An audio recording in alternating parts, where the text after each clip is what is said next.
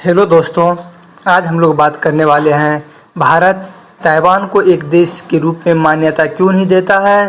हालांकि भारत ताइवान को अनदेखा नहीं कर रहा है, लेकिन फिर भी उसे एक देश के रूप में मान्यता नहीं दी गई है। तो चलिए सबसे पहले ताइवान का इतिहास जानते हैं। ताइवान मतलब रिपब्लिक ऑफ चाइना एक द्विपक्षीय देश है जो चाइना के नीचे दिखेगा आपको मैप में। द्वितीय विश्व युद्ध से पहले ताइवान पर जापान का कब्जा था और ताइवान ने खुद को 1912 में रिपब्लिक घोषित कर लिया। मेनलैंड चीन में जब सिविल वॉर हुई थी तब वहाँ चाइनीज राष्ट्रवादी पार्टी की सरकार थी और राष्ट्रपति थे कुओमिंतांग। उन्हें सिविल वॉर के चलते अपने मुख्य भूमि छोड़नी पड़ी और जितने भी राष्ट्रवादी थे सब ताइवान आ गए और मेनलैंड पर कम्युनिस्ट पार्टी ऑफ चाइना का अधिकार हो गया। रिपब्लिक ऑफ चाइना ने ताइवान से समांतर सरकार चलाई और मेनलैंड पर दावा करती रही, लेकिन 1971 में मेनलैंड चाइना को संयुक्त राष्ट्र ने पहचान दी और ताइवान को मुख्य संगठनों से बाहर कर दिया गया। और इसके बाद से चाइना की कम्युनिस्ट सरकार ताइवान पर अपना हक जताती आ रही है और उन्होंने एक पॉलिसी बनाई, वन चाइना पॉलिसी। उनके अनुसार सभी देश को इसे सपोर्ट करना होगा कि ताइवान चाइना का हिस्सा है, कोई अलग देश नहीं है और ताइवान खुद को अलग देश मानता है और दुनिया से इस बारे में बात कर रहा है। अब चलिए भारत और ताइवान के रिश्तों के बारे में बात करते हैं। भारत संयुक्त राष्ट्र के 193 में से 179 देशों में से एक है जिसके ताइवान के साथ ऑफिशियल डिप्लोमेटिक संबंध नहीं है, लेकिन इसका मतलब ये नहीं है कि भारत के ताइवान से संबंध नहीं है। भारत ताइवान के व्यापारिक और सांस्कृतिक संबंध हैं और मजबूत हैं। चीन के विरोध के कारण दुनिया के देश ऐसा नहीं करते, वरना लगभग सभी देशों के इनफॉर्मल रिलेशन ताइवान से हैं, क्योंकि ताइवान दुनिया की मेजर इकोनॉमिक कंट्री है।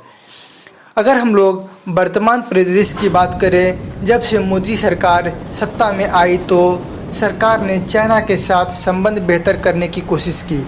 आपने देखा होगा मोदी और चीनी राष्ट्रपति एक दूसरे के देश गए, लेकिन हमेशा की तरह चाइना ने भारत को धोखा दिया। अजहर मसूद के मामले में उसने पाकिस्तान की मदद की, 370 मुद्दे में हस्तक्षेप की और लद्दाख मामले में भी उसने टांग अड़ाने की कोशिश की। और अभी भारत अब डिप्लोमेटिक ढंग से बातचीत में लगा हुआ है। कोरोना ने अब जियोपॉलिटिक्स को बदल दिया है। जो चीन कुछ वक्त पहले अमेरिका को आंखें दिखाकर अमेरिका को रिप्लेस करने का सपना देख रहा था, वह अचानक कोरोना के चलते दुनिया भर के देशों की रडार में आ गया है। जियोपॉलिटिक्स की हवा अभी बिल्कुल चाइना के खिलाफ है। ऐसे में वह भारत जैसे देशों को धमकाकर दुनिया को मैसेज दे रहा है और लोगों का ध्यान भटकाने की कोशिश कर रहा है। अमेरिका चीन की दुखती रग को जानता है, इसलिए उसने सबसे पहले वार वहीं किया है और ताइवान को संगठनों में ऑब्जर्वर की तरह रखने की तरफदारी की है। कनाडा, ब्रिटेन, ऑस्ट्रेलिया जैसे देश अब खुलकर सामने आ गए हैं ताइवान के सपोर्ट में। भारत इसमें क्या फ़ायदा उठा सकता है? मेरे हिसाब से भारत के लिए सीधा ताइवान को सपोर्ट करने के लिए थोड़ा सा इंतज़ार करना चाहिए, क्योंकि अभी और देश क्या नीति अपनाते हैं इसे लेकर उसे हमें ध्यान से देखना होगा। लेकिन हमें अब बार्गेन करने में ताइवान और हांगकांग जैसे मुद्दे को इस्तेमाल करना चाहिए, क्योंकि चाइना खुद को वन चाइना पॉलिसी का समर्थन चाहता है, लेकिन खुद भारत के मुद्दों में टांग अड़ाने से बाज नहीं आ रहा है और बॉर्डर पे आंख दिखा रहा है और डिप्लोमेटिक ढंग से भारत को घेरने की कोशिश कर रहा है। नेपाल इसका ताज़ा उदाहरण है और मोदी ने हाल ही में इतने संकेत दिए हैं कि जो ताइवान राष्ट्रपति को शपथ समारोह में बीजेपी सरकार के 2 MP वर्चुअली शामिल हुए, यह पहली बार भारत ताइवान के साथ इस तरह का जुड़ा हुआ, वरना हमारे संबंध व्यापारिक संगठनों तक ही सीमित था।